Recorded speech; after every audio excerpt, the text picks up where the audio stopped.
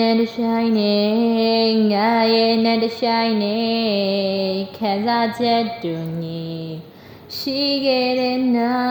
က်မင်းရဲ့အတွေ့များနဲ့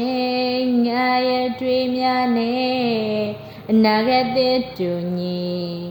ထားခဲ့တဲ့နောက်တော့ခဲနာချင်းကင်းမဲ့ရိုးသားဆုံးခရီးတစ်ခု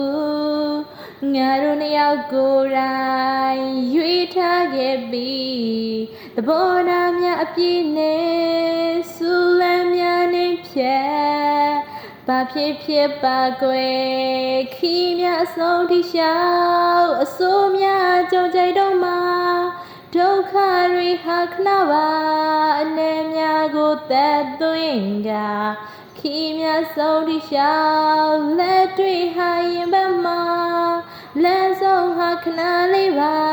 အနေများကိုသက်သွင်းကခီးများဆုံးထိရှောက်ခီးများဆုံးထိရှောက်